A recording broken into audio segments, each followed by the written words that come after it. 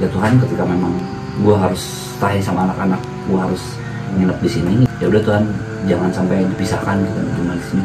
Gue bangun dengan kondisi gue bisa ngeliat gue yang lagi tidur, tapi ini logikanya kita naik tanpa ada turunan tapi ketemu tempat itu lagi. Oke Coy, ini bukan Back to Nature, cerita horor. Ini kebetulan sama teman tetangga. Jadi Bang Jijis ini adalah penggiat alam dan punya sedikit cerita misteri atau cerita horor lah ya. Boleh Bang Jijis diceritain kisi-kisinya dulu. Assalamualaikum. Gue Jijis dari kelompok bajingan yang mencoba lebih baik lagi, hidup menjadi lebih baik. Dibilang pendaki juga bukan, penggiat alam juga masih merusak. Ya. Cuman sedikit berbagi aja cerita yang pendakian Gunung Salak yang memang estimasi waktunya harusnya sekitar 7 jam, 6 jam, 7 jam.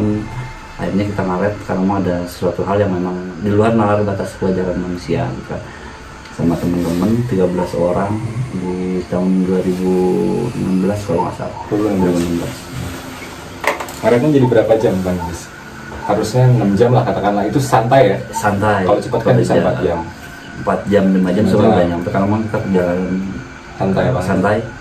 Pendakian yang memang kita sih tidak harus fokus. Oh nyampe berapa jam ya, berapa jam ya.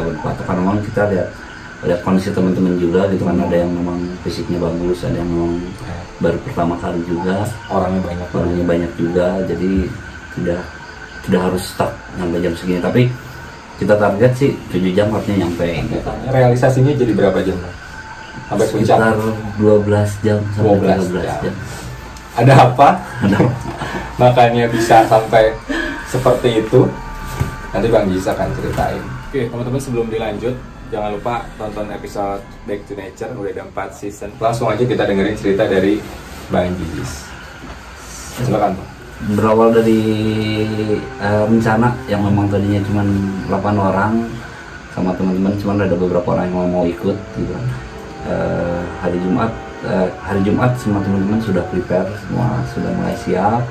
Kita berangkat dari Sabtu pagi pukul 7 menuju jalur Cimati.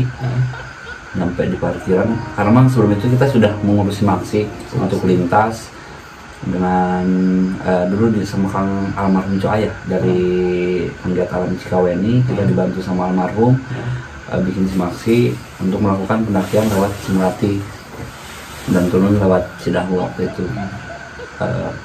Tidak ada yang aneh sih sebenarnya, dari mulai kita packing, mulai persiapan tidak ada hal-hal yang memang kita yakin bahwa kita bakalan sampai ke puncak Salak dengan waktu yang normal.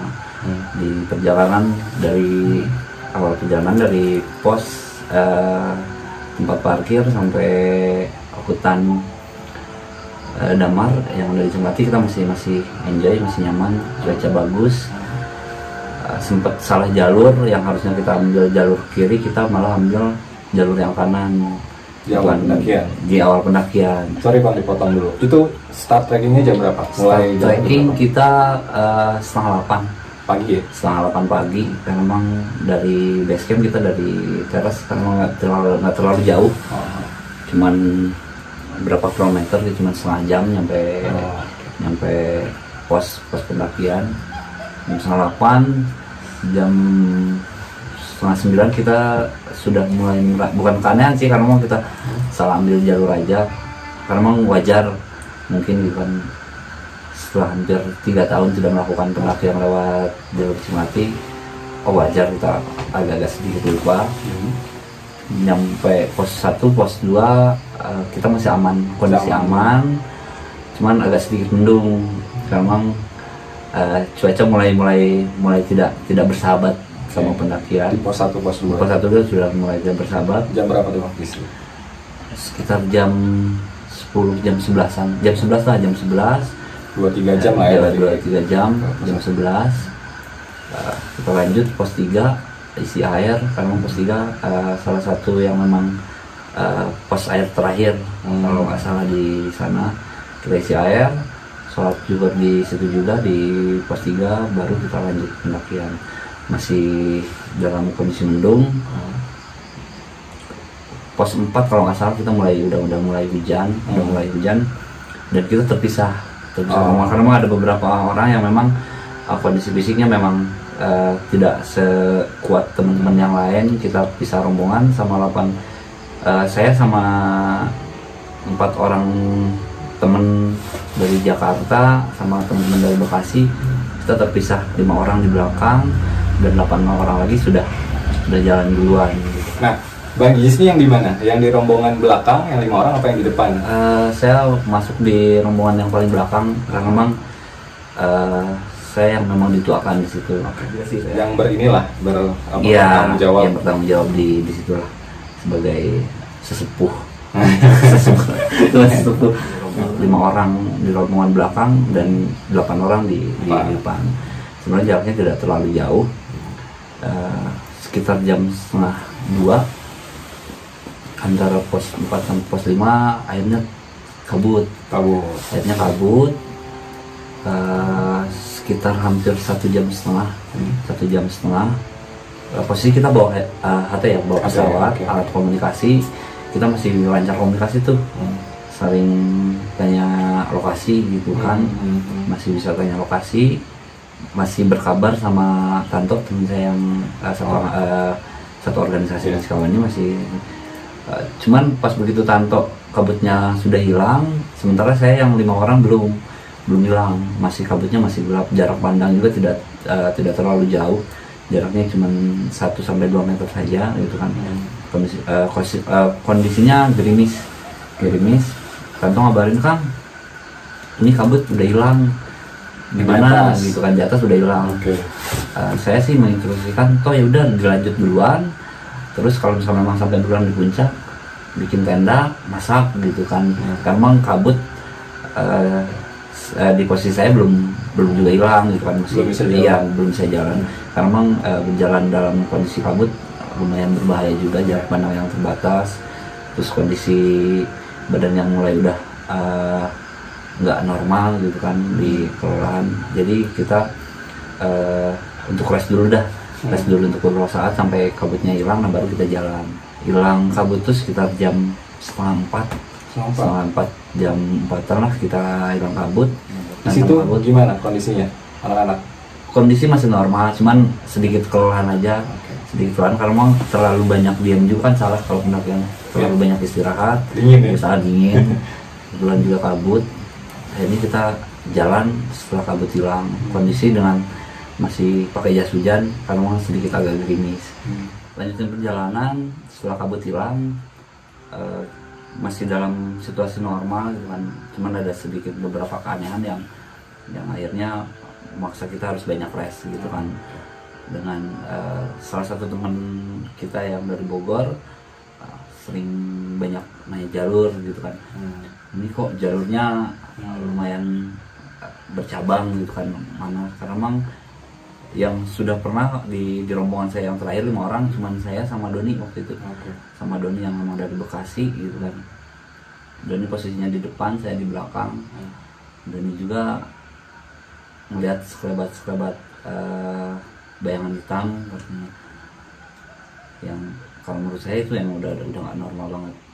Akhirnya kita rest di maghrib karena memang kondisi maghrib kita rest mempersiapkan perjalanan malam. Berarti mau tidak mau kita harus mempersiapkan perjalanan malam. Headlamp, terus Ropip itu nanya, karena memang startnya ketika memang sudah ada pelang puncak, ada pelang yang memang puncak. Saya tahunya di situ sampai ke puncak tidak terlalu jauh, bisa ditempuh dalam waktu setengah jam sampai 1 jam dari situ. Dari tempat terakhir itu kita rest. Sorry Bang, dipotong dulu. Itu di tempat sebelum maghrib ada di pos berapa berarti? Posisi sudah lewat pos 5 kalau nggak salah, cuman kita nggak ketemu pos 6 kalau nggak salah. Posisinya nggak ketemu pos 6, langsung ada pelang yang memang puncak, terus arahnya kemana gitu kan. Udah lewat pos 5, Ropip nanya, Kang ini mau sholat maghrib di mana? Karena memang yang saya tahu dari puncak, dari tempat kita rest, karena ada pelang puncak, nyampe ke puncak tidak terlalu jauh, jadi bisa dikejar untuk sholat di puncak saja gitu. Estimasi lah ya. Ada estimasi. Setelah selesai persiapan, merokok, jalan lagi. Cuman sekitar jam setengah 9, jam 9 kita belum nyampe. Dari habis maghrib sampai jam setengah 9 kita belum nyampe. Yang harusnya 1 jam. Yang harusnya 1 jam kita belum nyampe. Dengan kondisi Bang Ropi sudah mulai capek, sudah mulai lemah. Akhirnya ngajak istirahat, kita break dulu yuk di sini gitu kan. Kita break tuh akhirnya. Cuman saya kan lebih membaca area setempat gitu kan, udah membaca area setempat. Pas saya teliti, pas saya lihat, sepertinya ini tempat yang memang kita tadi rest di awal. Pas begitu kita mau rest maghrib lagi, ini kayaknya gitu kan. Cuman dengan pikiran positif, meskipun gelagat Doni udah memperlihatkan gelagat yang memang agak aneh gitu kan.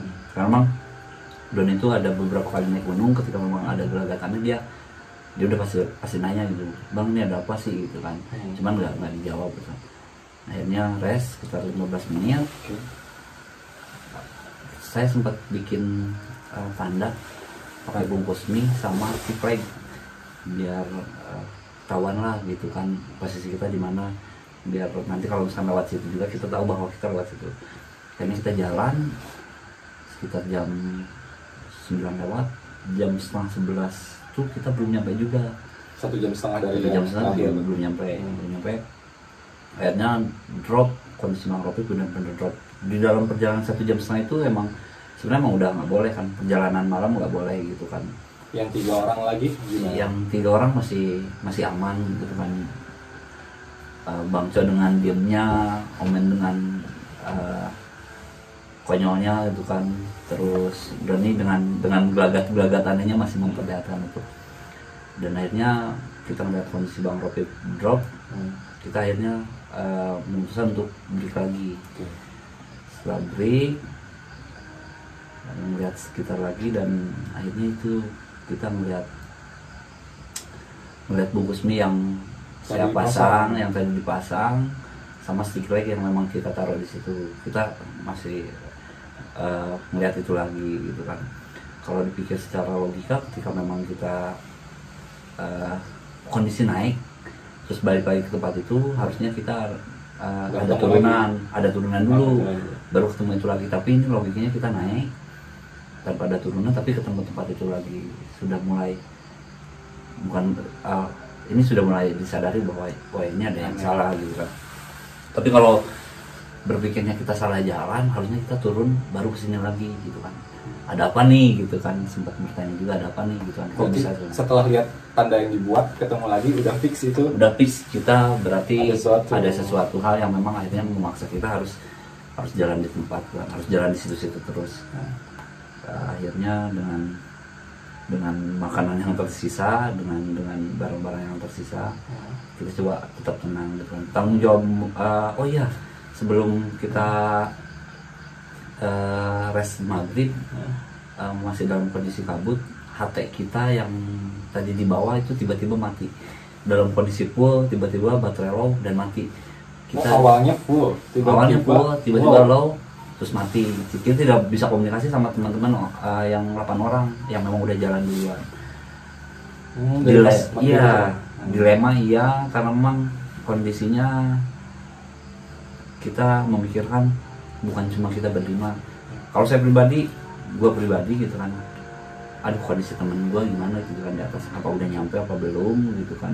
Akhirnya apa, pikiran gue bagi dua, cara ngejelasin ke anak-anak kalau misalnya memang gue dalam kondisi yang memang aneh gitu kan, dalam kondisi yang memang kita bolak-balik sini. Satu menjelaskan itu ke anak-anak, dan satu lagi anak-anak yang di atas udah nyampe belum gitu kan ke atas, udah nyampe summit belum. Oke, sorry, dilanjut lagi.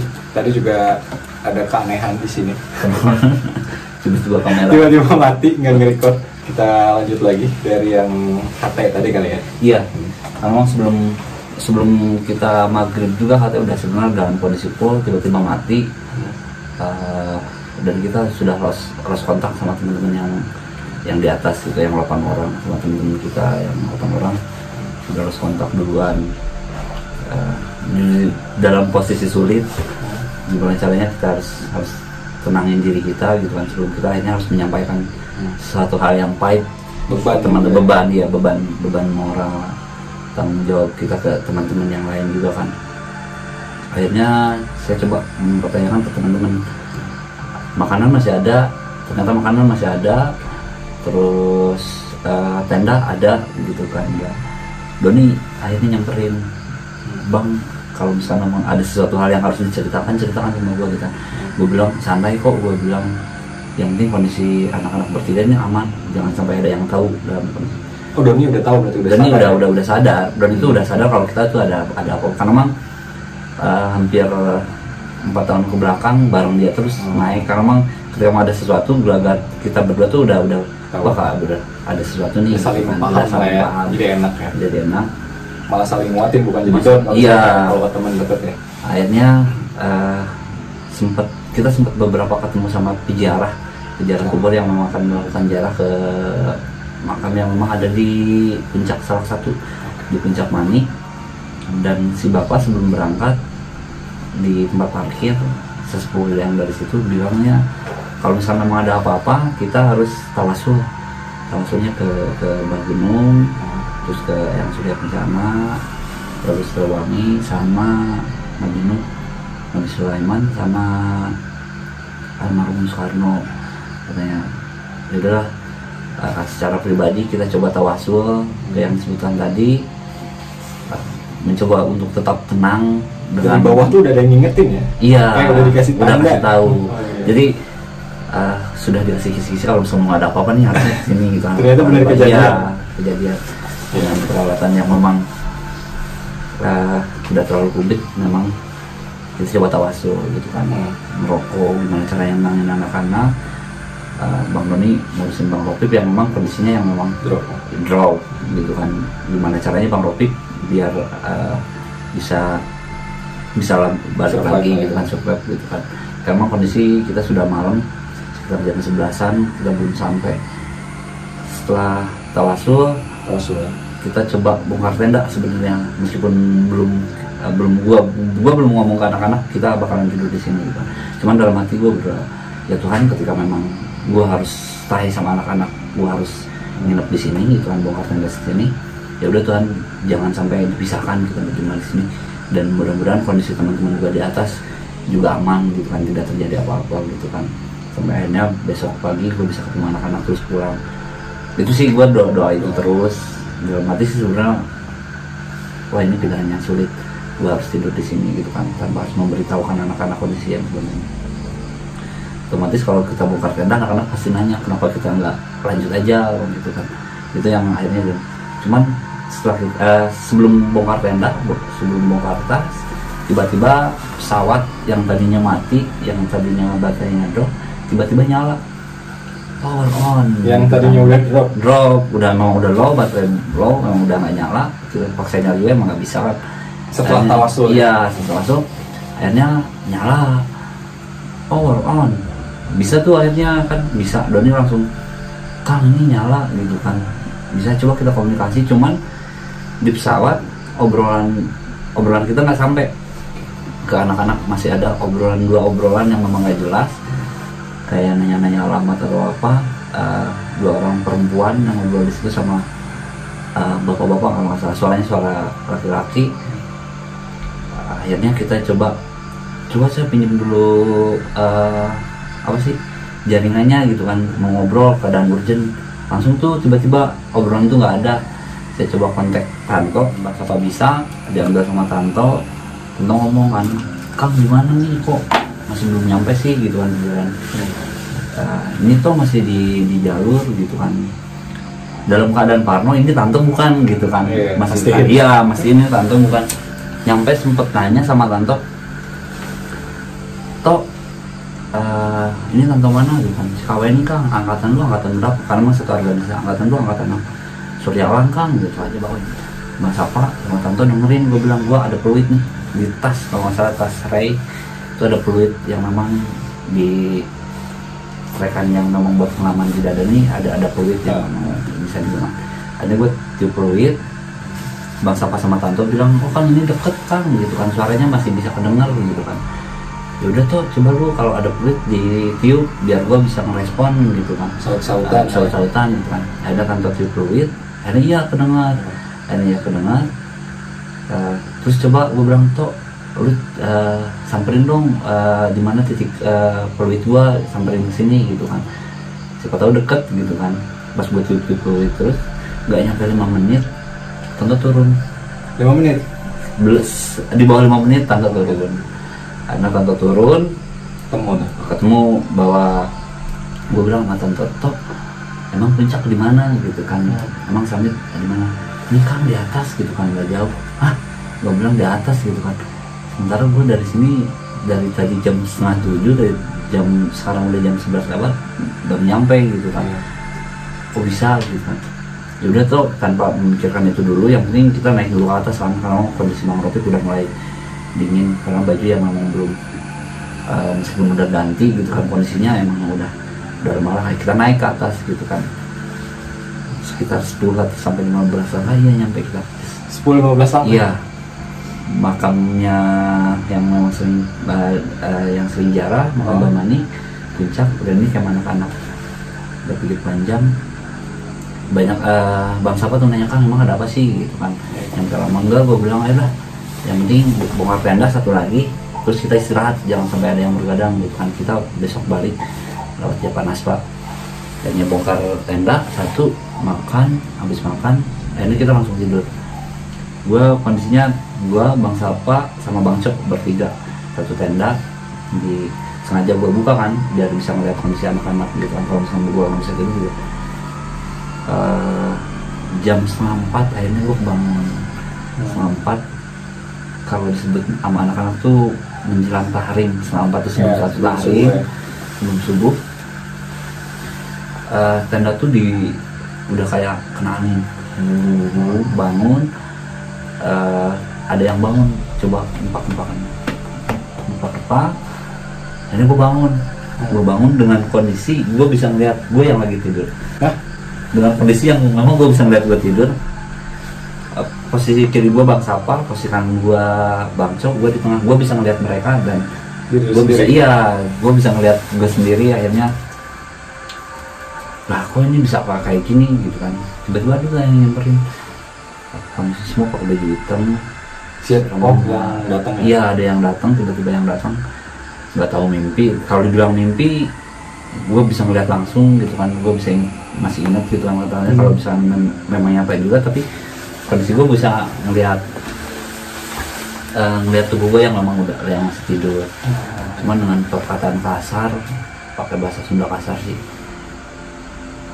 Sia jika nuka karak wae naik gunung gitu kan, jika nuka karak wae kaleuweung, ayeuna sakirana lain kadekeun muah dikadek, tong sok batu nyatanya jalan gitu kan. Kalau bahasa Indonesia sih, lu baru kayak pertama kali sih naik gunung gitu kan, ketika memang yang ketika memang lu nggak harus nebas, jangan tebas lah gitu kan. Terus nggak usah banyak nanya jalan juga gitu kan, yakin aja sama yang ngomong. Dia seolah-olah ngomong kayak gitu. Ini gue kebangun sama Bang Sapa yang lain, Bang sadar Bang gitu kan.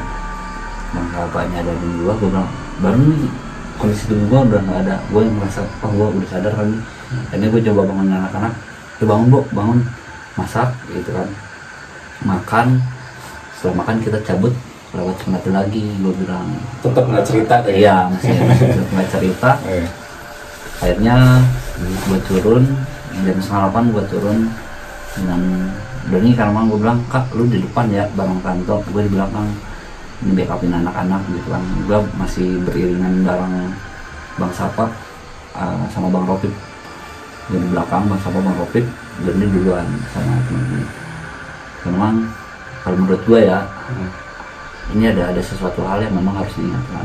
Selama perjalanan kita nyampe pos, akhirnya ada satu anak yang cerita ke gue bahwa satu orang dari kita di jalan ada yang nebas-nebas, dia bawa pisau belati, cuma dalam berbentuk tongkat. Jadi ketika memang dia udah lepas kayak gitu, pisaunya ada 2. Nah ternyata dia selama perjalanan dia nebas-nebas ke pohon-pohon yang ada di pinggir gitu kan. Maksudnya mau buka jalur? Iya, kayak mau buka main-mainin kayak gitulah gitu kan. Padahal kita udah break di itu kan, ketika mau dalam perjalanan satu yang ngomong sompra, terus kita harus lebih menghargai adat. Sekarang memang itu suatu bukan suatu kewajiban sih gitu kan. kita harus menghargai kepercayaan adat masyarakat lokal di situ gitu. Sorry bang, dipotong dulu. Itu yang nebas itu ada di rombongan lu apa yang di Iya, ada di rombongan gue yang depan. Tapi yang kena imbasnya kita gitu kan. Soal ada tuh yang cerita bahwa di ini kan setelah gue cerita ya ke anak-anak bahwa kita tuh dalam kondisi seperti itu malam. Satu orang dari kita akhirnya pingsan. Kapan tuh bang? Setelah kita nyampe di parkiran. Setelah gue cerita itu semua satu rombongan dari gue pingsan. Dia lah kok perjalanan kayak gini amat sih gitu kan. Dia agak down sih, agak down maksudnya kaget aja. Iya. Karena memang dia dari awal ngiranya bahwa pendakian ini normal-normal aja gitu kan. Setelah gue cerita semuanya kronologisnya kayak gini, dia pingsan. Nyampe sekarang kalau diajak nih, ayo bang gitu kan, naik ke Salak lagi yuk gitu kan. Enggak lu dulu aja gitu kan, ntar gue kapan-kapan kalau gue udah siap. Nyampe sekarang temen gue tuh nggak siap buat naik ke sana gitu kan. Kamu malah ya masih ada. Iya, pelajaran berharga juga. Karena memang ada. Kalau menurut gue sih sebelum gue dari beberapa kali gue naik gunung bareng teman-teman gitu kan, mau teman-teman komunitas, mau teman-teman organisasi, gue sering briefing dulu. 3 hari sebelum kita melakukan perjalanan, alat harus semua sudah siap gitu kan. Ketika mau kita lakukan perjalanan besok pagi, kita tanpa harus cek lagi barang gitu kan. Kita memang udah komplit semua gitu kan. Nggak ada yang tinggalan. Di brief semua, nggak tahu, nggak mudeng atau apa omongan dari gue. Cuma ada satu orang yang agak nakal sih. Agak iya. Ada yang ada bebal, kalau anak-anak bilang ya bebalnya nak dibilangin susah gitu kan. Itu aja sih. Jadi itu cerita dari Bang Gigis pendakian Gunung Salak tahun 2016 ya. Oke, Bang, ini ada beberapa pertanyaan ya dari cerita yang udah diceritain Bang Gigis gitu. Sempat kepikiran nggak Bang, waktu itu ada kesalahan apa lagi sih sampai kayak gitu selain nebas gitu? Kan kalau nebas sudah jelas ya dari yang bayangan yang Bang Gigis kayak mimpi itu ngelihat jasadnya sendiri. Jangan nebas lah. Iya. Gitu ya. Selain itu ada punya salah apa nih? Kalau bukan kesalahan sih, cuman memang apa yang memang benar-benar kita nggak sadari atau kan memang ada yang nggak disengaja gitu kan. Cuman kalau menurut gua selama pendakian kita normal-normal aja sih sebenarnya. Perjalanan kita normal-normal. Kalau yang 8 orang di tim yang pertama yang di atas ngalamin keanehan juga nggak Bang? Ada cerita nggak pas di bawah? Kalau yang 8 orang cuman kabut aja sih. Kabut aja, nggak ada hal lain yang memang menghalangi mereka untuk itu. Ketika memang mereka kabut sudah nggak ada, mereka jalan, malahan mereka nyampe tuh maghrib sebelum maghrib udah nyampe, udah di atas. Cuman nggak tahu ada beberapa mitos di gunung kan katanya kalau naik gunung jangan ganjil atau apa. Kondisi kita memang 13 ganjil. Tapi nggak tahu ada sangkut pautnya sama itu atau enggak gitu kan. Ya kita positif aja lah gitu kan. Karena memang gue sih ke anak-anak, ke teman-teman gue, ada gue yang di teras yang bilang kita hidup tuh berdampingan dengan alam yang memang berbeda sama kita. Teras itu apa? Teras itu salah satu tempat wadah belajar untuk anak-anak gitu kan, nggak khusus di pendakian tapi kita buka belajar yang lain, belajar seni, belajar sosial, bukan komunitas sih, lebih ke rumah singgah aja. Kita membuka buat teman-teman siapa aja yang mau belajar dalam sesuatu hal gitu kan, untuk bisa berubah lebih baik. Ayo kita ada Instagramnya? Ada Instagram. Apa Instagramnya? Teras @teras_mimpi. Teras_mimpi. Bisa dicek. Ada jual baju juga ya? Jual baju, hasil keuntungan baju kita gunakan untuk santunan anak yatim. Jadi memang teman-teman Bang Gigis ini aktif di kegiatan sosial, positif kegiatannya. Kenapa saya tahu? Karena tetangga gitu. Dekat. Banyak hal positif yang bisa diambil. Jangan malah kita jadi takut untuk naik ke gunung ya, ke alam-alam sekitar kita yang sangat cantik. Jadi kalau dilihat dari cerita Bang Gigis ini ada beberapa poin sih Bang. Yang pertama, jangan lupa berdoa. Jangan lupa sama yang di atas kalau ada apa-apa. Karena pas habis tawasul langsung kebuka ya. Itu langsung kebuka. Sama jangan menyalahi, karena kan setiap gunung tuh ada ada etika, Iya, bukan ada etika, beberapa larangan gitu. ada cerita-ceritanya lah, nggak boleh ini, nggak boleh itu. Mungkin teman-teman ketika berbuat sesuatu yang menyalahi aturan, mungkin bukan teman-teman yang langsung kena, bisa jadi akan merugikan teman kita. Iya. Sama seperti yang dialami Bang Jisnya normal aja, fine aja, nggak ngapa-ngapain, tapi malah kena. Iya. Jadi saling menjaga lah, Iya. sesama satu tim, karena kita bukan sendiri kalau ngedaki gitu. Mungkin Bang Jis di akhir ada yang mau disampaikan ya, teman-teman? Buat teman-teman semua yang sering melakukan perjalanan alam bebas, khususnya di tahun-tahun sekarang itu kan, yang memang tetap menggunakan standar operasional pendakian, terus rencananya dimatangin lagi gitu kan, nggak usah memaksakan ketika memang kondisi kita yang memang agak kurang baik gitu kan, stop, ini kita balik kanan gitu kan, bukan tidak mau direpotkan atau apa-apa. Ya biar kita aman aja sih, biar kita kan memang tujuan kita mendaki adalah kembali dengan selamat gitu kan. Toh puncak dan yang lainnya nggak bakalan kemana-mana gitu kan, itu bisa di lain waktu gitu kan, nunggu kondisi kita normal. Itu aja sih. Teman-teman kalau misalnya suka dengan konten-konten seperti ini, nanti saya akan buat lagi. Mau sama Bang Jis lagi boleh, cerita misterinya masih banyak ya Bang ya? Siap. Masih banyak. Oke, itu aja teman-teman, semoga bisa diambil sisi positifnya. Sampai ketemu lagi. I'll be back to you, bukan back to nature. Ciao. Peace out.